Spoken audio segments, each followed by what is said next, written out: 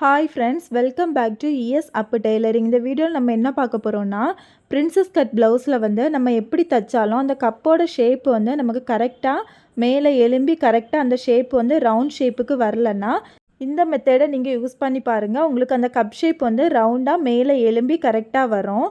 நமக்கு ப்ளவுஸில் பெர்ஃபெக்டான cup shape வந்து கிடைக்கிறதுக்கு சின்ன சின்ன டிப்ஸை வந்து நம்ம ஃபாலோ பண்ணானா நமக்கு கரெக்டாக அந்த ஷேப் வந்து கிடைக்கும். அந்த டிப்ஸ் என்னன்னு இந்த வீடியோவில் நம்ம பார்க்கலாம். இதை வந்து நெக்கு கப் ஷேப் எல்லாம் தைச்சிருக்கேன். ஹூக் பட்டியும் கீழே மட்டும் மடித்து தைக்கணும், அவ்வளோதான். மீதி எல்லாமே இதில் ஃபினிஷ் பண்ணிட்டேன். இப்போ இதை வந்து நான் எப்படி பெர்ஃபெக்டாக வந்து ஃபினிஷ் பண்ணேன்னு பார்க்கலாம். ஃபஸ்ட்டு வந்து நமக்கு பிரின்சஸ் கட்டு நம்ம கட் பண்ணி எடுத்த பிறகு நமக்கு 2 பீஸுமே இந்த மாதிரி தான் இருக்கும். லைனிங்கில் ஃபஸ்ட்டு கட் பண்ணியிருப்போம், அதுக்கப்புறம் மெயின் கிளாத்து கூட ஜாயின் பண்ணியிருப்போம். நானும் அதே போல் மெயின் கிளாத்து கூட ஜாயின் பண்ணிட்டேன். நெக்கும் அதே போல் இன்விசிபிளாக உள்ள கேன்வாஷ் கொடுத்து நீட்டாக ஃபினிஷ் பண்ணியிருக்கேன். இந்த மாதிரி ஸ்டிச் பண்ணி 2 துணியிலையுமே மெயின் கிளாத்தை ஜாயின் பண்ணி வச்சு சுற்றி தையல் போட்டு எல்லாமே நீட்டாக தச்சு வச்சுருக்கேன். இப்போ இதில் வந்து நம்ம என்ன டிப்ஸை ஃபாலோ பண்ணோன்னு பார்க்கலாம். நம்ம வந்து அந்த அப்பெக்ஸ் பாயிண்ட்டை வந்து மார்க் பண்ணி தான் நம்ம அதில் தான் கரெக்டாக வளைவு கொடுத்து கட் பண்ணியிருப்போம். அப்பெக்ஸ் பாயிண்ட்னா என்னென்னா, நம்ம ஷோல்டர்லேருந்து நிப்பிள் பாயிண்ட் வர உள்ள அளவு தான் அப்பெக்ஸ் பாயிண்ட்டு. அந்த பாயிண்ட்டை வந்து நம்ம கரெக்டாக மார்க் பண்ணால் தான் நமக்கு வந்து கப் ஷேப் வந்து பர்ஃபெக்டாக கிடைக்கும். இப்போ அந்த பாயிண்ட்டை நம்ம மார்க் பண்ணி அதில் தான் நம்ம வளைவு கொடுத்து கட் பண்ணியிருப்போம். அந்த பாயிண்ட்டு நிப்பிள் பாயிண்ட் எதில் மார்க் பண்ணியிருக்கீங்களோ அந்த பாயிண்ட்டில் 2 சைடுமே நம்ம வந்து ஒரு வீ கட் போட்டு எடுத்துக்கோங்க. வீ கட் போட்டு எடுத்துகிட்டு நம்ம ஸ்டிச் பண்ணும்போது அந்த 2 வீ கட் பாயிண்ட்டுமே நமக்கு ஒரே இதில் தான் இருக்கணும். இந்த மாதிரி வச்சுட்டு தான் நம்ம ஸ்டிச் பண்ணணும். இல்லாமல் மேலேயும் கீழேயுமா இருந்துன்னா அந்த கப் ஷேப் வந்து கரெக்டான அந்த ஷேப்பு வந்து வராது. இப்படி வச்சு தைக்கும்போது நமக்கு அந்த கப்பு வந்து கீழே இறங்குன மாதிரி ஆயிரும். கரெக்டாக பெர்ஃபெக்டான ஷேப்பு கிடைக்காது. அதனால் வந்து கரெக்டாக ஃபஸ்ட்டு வந்து அந்த சென்டரில் நம்ம 2 சைடுமே போட்டிருக்க வீ கட் பாயிண்ட்டை ஒன்று போல் வச்சு அதில் வந்து ஒரு பின் பண்ணிக்கோங்க. இந்த மாதிரி சேர்த்து வச்சுட்டு ஒரு பின் பண்ணிக்கோங்க. பின் பண்ணிவிட்டு அதுக்கப்புறவு நம்ம அந்த பாயிண்ட்டில் இருந்து கீழே வர கரெக்டாக பிடிச்சிக்கோங்க. உங்களுக்கு 2 துணியும் சேர்த்து வச்சு பிடிச்சிக்கோங்க.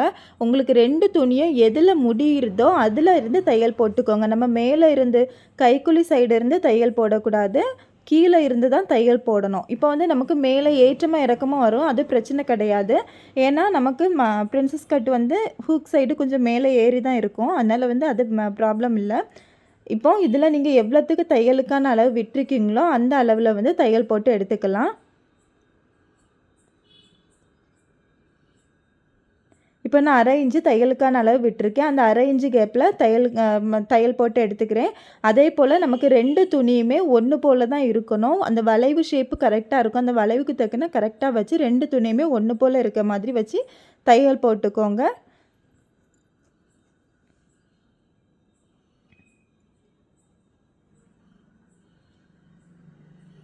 அந்த வீ கட் பாயிண்ட் பக்கத்தில் வந்தோன்னா நம்ம பின்னை எடுத்துக்கலாம். நமக்கு அது கரெக்டாக 2மே ஒரே அளவாக தான் இருக்கும்.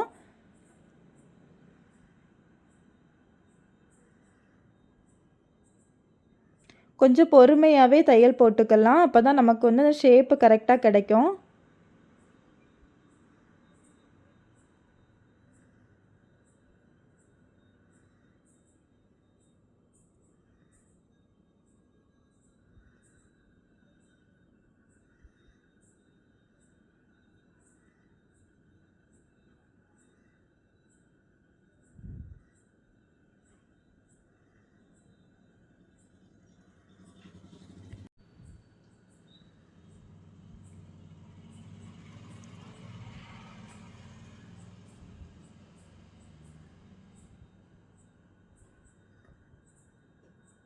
இந்த மாதிரி மேலே வர நம்ம இப்போ தச்சு எடுத்துக்கலாம்.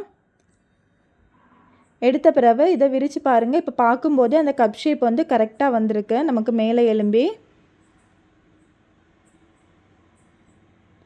இதில் உள்ள இன்னொரு தையல் கூட போட்டுக்கலாம். ஒரு தையல் தான் போட்டிருக்கேன், அதனால் இன்னொரு தையல் கூட போட்டுக்கலாம். மாற்றி வச்சுட்டு அதே அளவில் இன்னொரு தையல் போட்டுக்கிறேன்.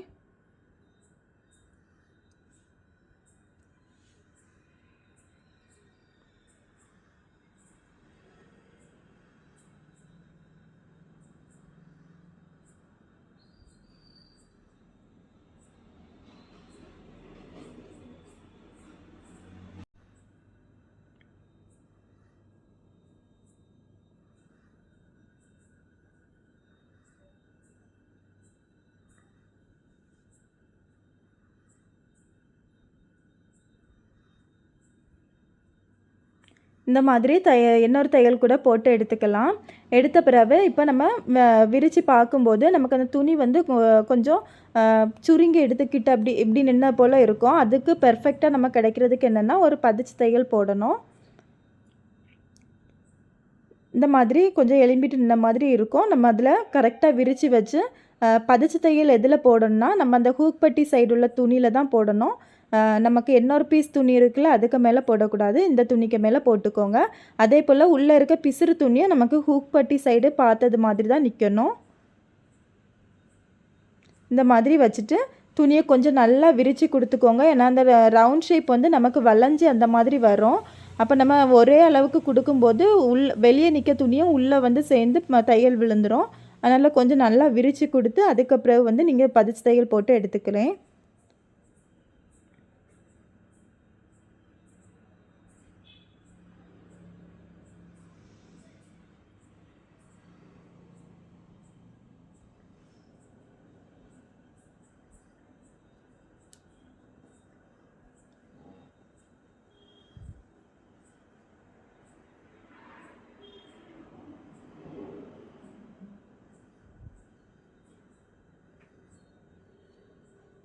பொறுமையாகவே போட்டுக்கலாம். அப்போ தான் நமக்கு அந்த வளைவுக்கு மேலே கரெக்டாக வந்து நமக்கு பதிச்சு தையல் விழும். இப்போ ஸ்ட்ரெயிட்டாக இருந்தால் நம்ம ஃபாஸ்ட்டாக போட்டுக்கலாம். இது அப்படி கிடையாது. நமக்கு ஷேப் வந்து டிஃப்ரெண்ட்டாக இருக்கும். வளைஞ்சு அந்த மாதிரி இருக்கும். அதனால வந்து அந்த பொறுமையாக போட்டால் நமக்கு கரெக்டாக வரும்.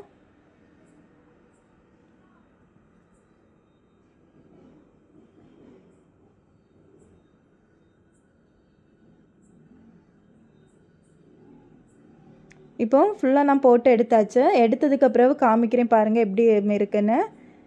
நீட்டாக இருக்கும் அந்த மாதிரி. அந்த பதிச்சு தையல் போட்ட பிறகு நமக்கு இன்னும் நீட்டாக ஃபினிஷிங் கிடச்சிருக்கும்.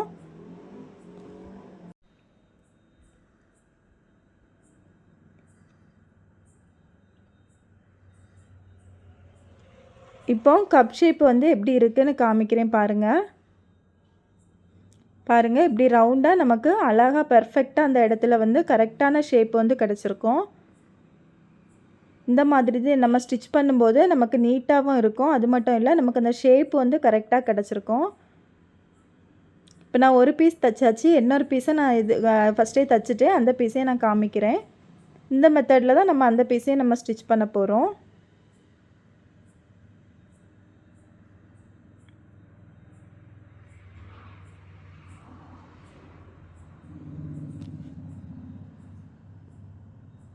இப்போ 2 பீஸுமே என்ன இருக்குது, கப் ஷேப் பாருங்கள். 2க்குமே கரெக்டாக ஃபினிஷிங் வந்திருக்கு.